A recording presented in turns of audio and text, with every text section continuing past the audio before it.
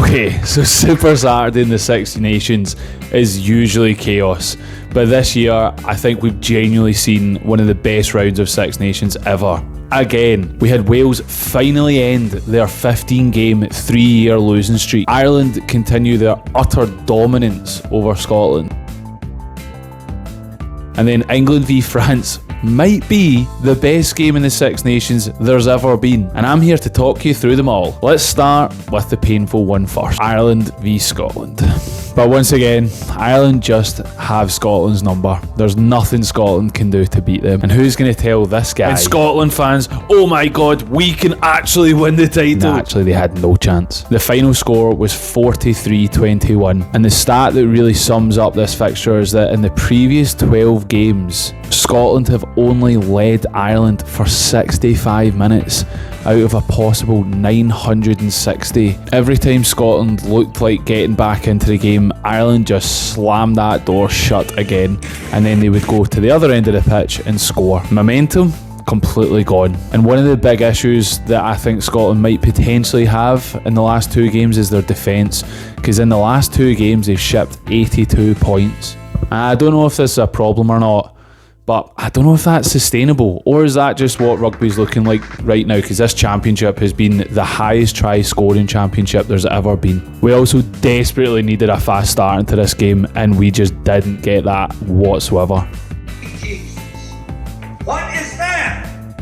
What the fuck is that? And once Ireland get ahead, they're the best in the world at controlling teams, and they squeeze the life out of you, and they done that again to Scotland. At this point, it almost feels mental. I think I'd honestly rather a win over Ireland than anyone else. And honestly, all credit needs to go to Ireland. They were immense.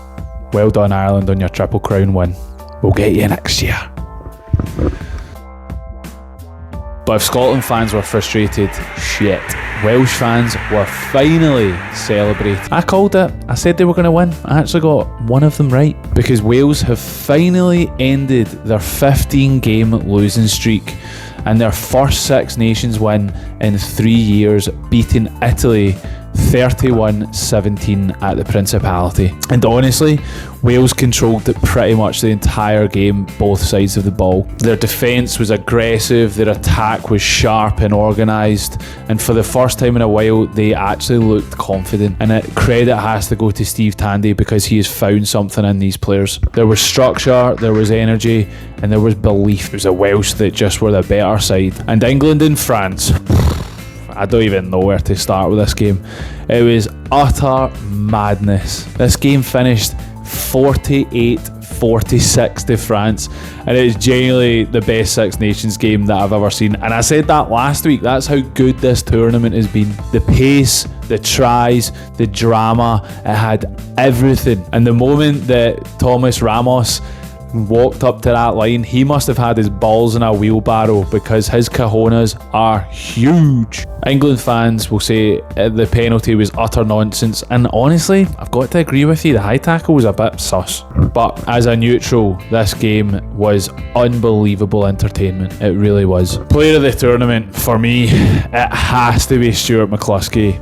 Second for most defenders beaten, second for try assists, fifth for most offloads, third for most carries, and tied for the most minutes played. He has been an absolute workhorse, a monster of a man, and he's been a joy to watch. You could also make a really strong case for Louis Bielbarré, and I would also put Kyle Steyn in the mix there. So overall, Super Saturday was definitely super, and it delivered. But something has to be said for this tournament this year as a whole, because it's been the best Six Nations I can remember, and bloody hell, what a time to be a rugby fan. But I have to say, I'm looking forward to getting back to club rugby, because this international shit is just too intense. And that's all from us today.